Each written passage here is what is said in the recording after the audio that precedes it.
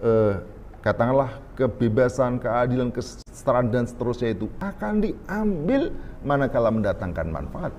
Demikian juga sebaliknya ketika tidak mendatangkan manfaat tentu tidak akan diambil. Demikian pula dalam soal penilaian benar salah, ya, terpuji tercela, ya, baik buruk. Ini semuanya dikembalikan kepada akal manusia. Sebagai contoh misalnya, ya, katakanlah misalnya ada satu perbuatan riba. Apakah riba ini suatu yang baik? Maka ukurannya bukan dilihat apakah ini terpuji atau tercela menurut Allah Subhanahu wa taala, tetapi apakah ini mendatangkan manfaat atau tidak. Tatkala ini mendatangkan manfaat, baik, kerjakan. Tetapi ketika mendatangkan mudarat bagi manusia, tinggalkan. Nah, padahal apa yang dilihat oleh manusia sekarang bermanfaat belum tentu bermanfaat di masa yang datang. Apa yang sekarang bermanfaat bagi seseorang belum tentu itu memberikan manfaat bagi sekelompok orang. Maka baik buruk dan semacamnya ini tentu akan bisa berubah-ubah dan berganti-ganti, ya. Nah, ini sebenarnya pokok pangkal persoalan mereka. Mereka hanya mendasarkan kepada akal dan segala hal yang menurut mereka reasonable, menurut rasio mereka bisa diterima.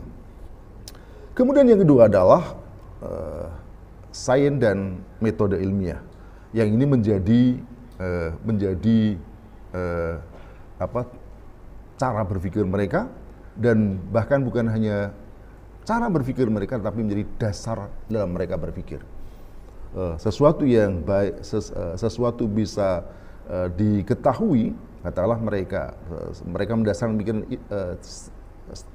metode ilmiah adalah dengan metode eksperimen. Kita tahu bagaimana metode eksperimen itu diambil, ada contoh, ada percobaan, lalu kemudian terakhirnya ada kesimpulan. Metode ilmiah seperti itu tentu saja bisa digunakan, tetapi ingat hanya bisa digunakan dalam perkara-perkara yang terindra. Perkara-perkara yang tidak terindra tentulah tidak mungkin metode ilmiah bisa digunakan. Ini adil atau tidak? Tidak bisa digunakan metode ilmiah. Ini memberikan kesejahteraan apa tidak? Tidak bisa digunakan menggunakan metode ilmiah. Apalagi kalau ini sudah berkaitan dengan ini berpahala atau tidak. Ini masuk surga atau justru mendapatkan hukuman dari Allah SWT. Tentu itu tidak bisa menggunakan dasar metode ilmiah. Nah, yang tidak kalah penting ya adalah berkaitan dengan konsepsi kebenaran. Kalau kita kembalikan kepada pemikiran Barat bahwa kebenaran itu seolah semuanya nisbi. Tak ada kebenaran yang fix, tidak ada kebenaran yang pasti. Padahal sebenarnya kalau mau kita kritik atau di dalam buku ini dikritik bahwa itulah pemikiran yang salah. Kalau berkaitan dengan ada atau tidak ada, maka hukumnya pasti. Ya. Ini apa ini? Ini mouse, ya. Ini ada, pasti ada ini. Karena apa? Karena sudah terlihat. Berapa jumlahnya? 1, pasti kebenaran ini. Warnanya apa? Merah, pasti. Jadi sesuatu yang berkaitan dengan ada atau tidak, itu bukan nisbi, bukan sesuatu yang tidak